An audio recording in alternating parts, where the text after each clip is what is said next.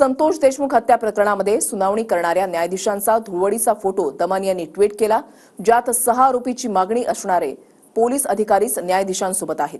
तर मंत्री कोकाटेंसंदर्भातल्या कोर्टाच्या टिप्पणीवरून सुद्धा विरोधक आक्रमक झालेत.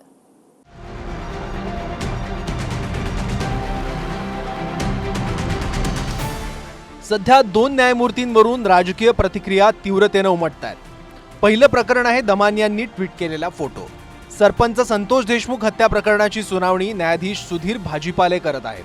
त्यांच्यासोबत सहआरोपी करण्याची मागणी असलेले निलंबित PSI राजेश पाटील आणि PI प्रशांत महाजन धुळवड खेळत आहेत. आणि दुसरं प्रकरण मंत्री माणिकराव कोकाटेंचं. कोकाटेंच्या शिक्षेला स्थगिती दिल्यास पुन्हा निवडणूक घेण्याची वेळ येईल आणि पैसा खर्च होईल असं निरीक्षण नाशिकच्या सत्र न्यायालयानं व्यक्त केलंय. आधी दमानी यांनी ट्विट केलेला हा फोटो पहा, ज्यात दमानी यांनी म्हटलंय की हे फोटो तपासा आणि खात्री करा. संतोष देशमुख हत्याकांडाची सुनावणी करणारे जिल्हा व सत्र न्यायालयाचे न्यायाधीश सुधीर भाजीपाले यांच्यासोबत रंगांची उधळण करताना दिसतायत. आता यांचे जर आरोपीला वाचवणारे हे निलंबित अधिकारी यांच्यासोबत केस चालू असताना जज होळी खेळत असतील तर हे खूप चुकीचं आहे.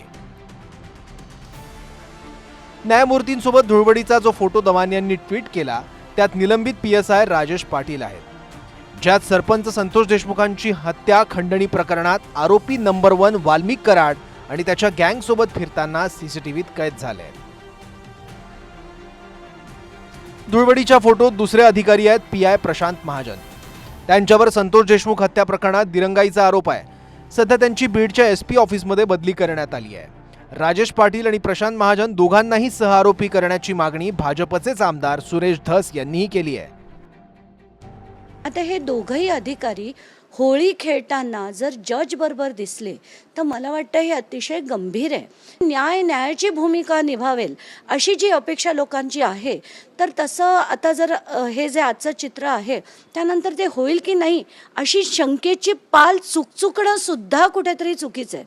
तरी इन ऑल फेअरनेस ही जी चौकशी आहे ही मूव्ह करून दुसऱ्या एखाद्या जजकडे द्यावी असा विनंती अर्ज मी प्रिन्सिपल जज आणि लॉ अँड ज्युडिशरीकडे पाठवणार आहे. त्या लोकांना कलर खेळताना माझ्या भावाच्या पाठीची शरीरावर वेगवेगळे घाव केले होते, शरीरावर सगळे काळे निळे डाग पडले होते. त्या कलरची खरं तर आठवण होणं गरजेचं असताना त्यांनी जे काल केलं ते मला त्रास झाला त्या गोष्टीचा, की असं कसं काय करू शकतात माणसं. त्या न्यायपालिकेमधला एक न्याय देणारा माणूस जो या केसशी संबंधित आहे तो सस्पेंडेड, तो इन्स्पेक्टर राजेश पाटील आणि महाजन नाव आहे त्यांच्यावर होळी खेळतायत. काय चालू काय आहे महाराष्ट्रामध्ये. तर हा माणूस जर यांच्याबरोबर असेल तर हा का न्याय देणार आहे. ही जी ताबडतोब बदली गेली पाहिजे हायकोर्टाच्या आदेशाने, ताबडतोब. आणि मी आज उघडपणाने आवाहन करतो या उच्च न्यायालयाला, हे काय चालू आहे. ते माणिक कोकाटेंचा निर्णय, काय निर्णय, कोण आहे हा जज. हे जज साहेबांना सांगा बाबा, ही डॉक्टर बाबासाहेब आंबेडकरांनी लिहिलेली न्याय पुस्तिका आहे, संविधान आहे. त्या संविधानानुसार देश चालेल, तुमच्या मनाप्रमाणे नाही चालणार. अंजली दमानी यांनी काल जो फोटो दाखवला आहे तो विचार करण्यासारखा आहे, गांभीर्याने घेण्यासारखा आहे. आणि याच्यावर जर ते फोटोतली सत्यता जर तपासून जर ते सत्य असेल तर निश्चितच सरकारने यावर सुद्धा आपल्यातर्फे, सरकारतर्फे ॲक्शन घेतलीच पाहिजे. नसता गुंड कुणाबरोबर नाचतायत हे सुद्धा चित्र बाहेर जेव्हा जातंय याचा अर्थ त्या गुंडाचा दहशत ही पुन्हा त्या जिल्ह्यामध्ये वाढायची शक्यता नाकारता येत. अजित पवारांच्या राष्ट्रवादीचे मंत्री माणिकराव कोकाटेंवरूनही नाशिक सत्र न्यायालयाच्या न्यायाधीशांच्या निरीक्षणांवर टीका टिप्पणी सुरू झाली आहे. कागदपत्रात हेराफेरी करून म्हाडाची घरं लाटल्याचं सिद्ध झाल्यानं नाशिकच्या जिल्हा न्यायालयानं मंत्री कोकाटेंना 2 वर्षांची शिक्षा सुनावली.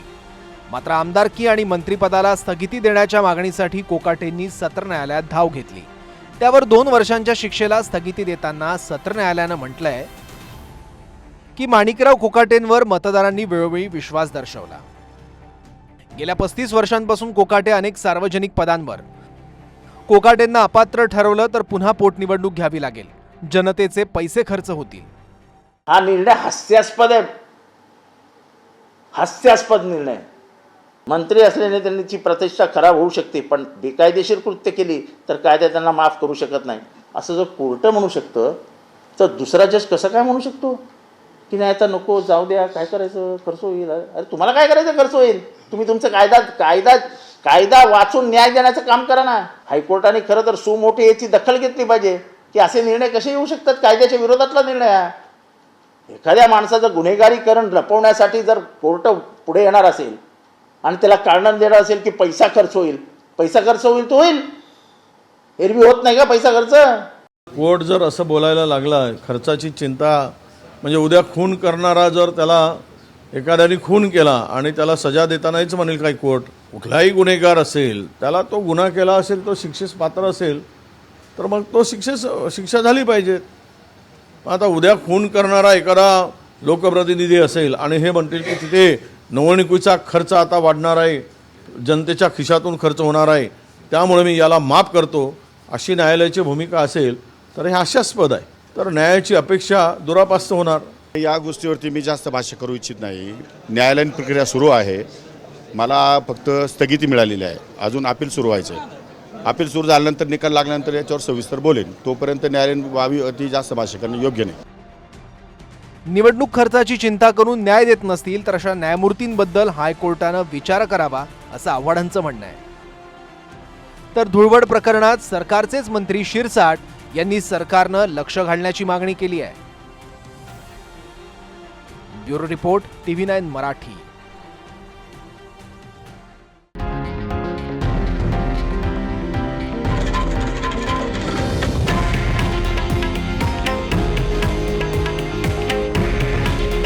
हे आहे देशातील नंबर 1 न्यूज नेटवर्क आणि आपण पाहत आहात TV9 मराठी. काळजी तुमची, हित महाराष्ट्राचं.